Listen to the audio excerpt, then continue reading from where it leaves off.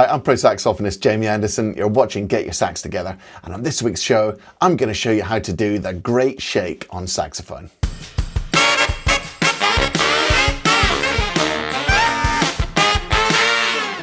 On today's lesson, I'm going to show you exactly how to do this great shake, this big wobble that you can do on saxophone that these famous gut bucket and bluesy tenor players play. I'm going to show you exactly how to do it. It's going to be fantastic. But just before we get there, if you haven't already watched it, please do go and check out my free Saxophone Success Masterclass. You can use the URL there or click the link in the description. It's a free 1-hour lesson packed with information that I've distilled from 25 years on the pro stage, showing you how to practice less and improve faster. There's loads of great tips in there, how to structure your practice, all about how to get a good sound. There's even stuff on improvising. So go and check out that masterclass. And now let's get on with today's lesson.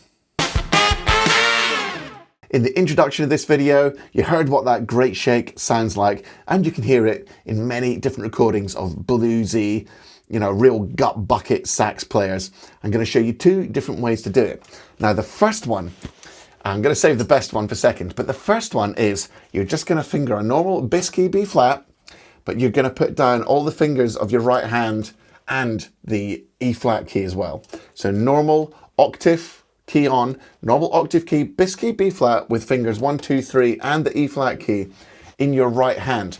Now, here's the key. You're going to hit that note and you're going to do a great big wobble, bringing your larynx right down, and the extra fingers in the right hand are going to enable you to get that really fat vibrato on this note. You can hear this trick in full effect on the opening phrase of the sax solo from Rock Around the Christmas Tree by Brenda Lee, and it sounds like this. I'm sure you're all familiar with that, with that recording. So, bass key B flat, fingers 1, 2, 3 and E flat on the right hand. You're going to hit that B flat and then wobble it like mad using your larynx. Do the biggest vibrato and bend with your jaw and your larynx to bring the pitch right down and then right back up. And it sounds a little bit like this.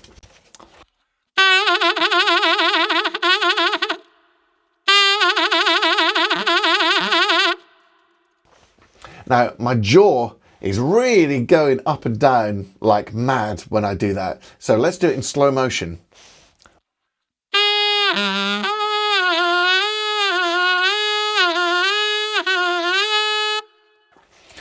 Now, did you hear that the first time I did that in that example, it split down to the low B flat? That's what will happen if you don't have enough support from the closing your glottis, and there's lots of videos on my channel about that. Closing your glottis to give you enough resonance in your throat to keep that B flat from splitting down the octave when you do the big bend. Go and check out my videos on overtones and altissimo to find out more about that. So, big bend, and then you just try and speed it up. So let me do it again. I'll start slow and then I'll speed it up.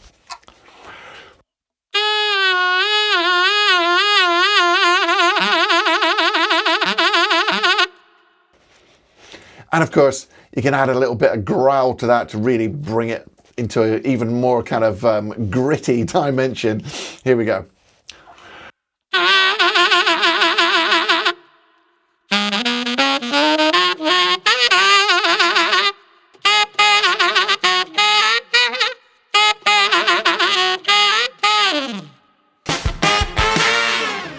Now, the second one, which is probably even more dramatic, is the what I call the authentic great shake.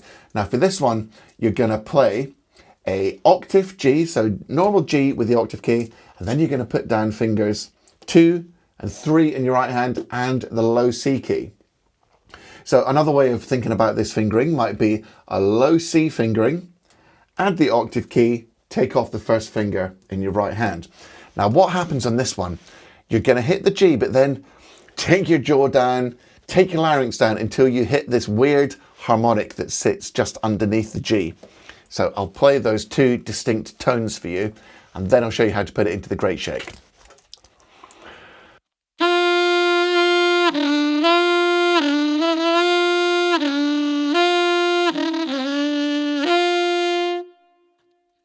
So you can hear that really weird kind of, it's almost like a harmonic that's about a minor third below the G, that weird wolf tone can be quite tricky to get. You've got to really develop your vocal track to find that. And then to get the great shake, you just speed it up. Now you've really got to work your jaw to get this effect happening. And then when you put it together, those two, the G and the harmonic below, and you speed it up, it sounds like this.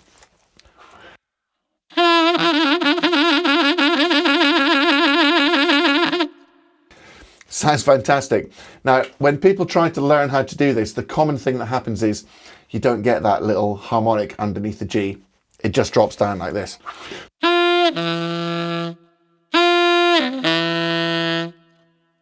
So if you're getting the pregnant camel noise when you try to do this exercise, you need to just work on it until you can find that harmonic underneath the G instead of the camel noise.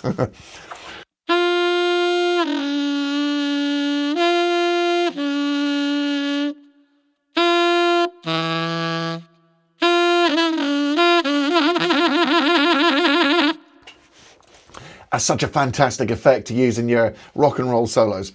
Again, you can add a bit of growl to it.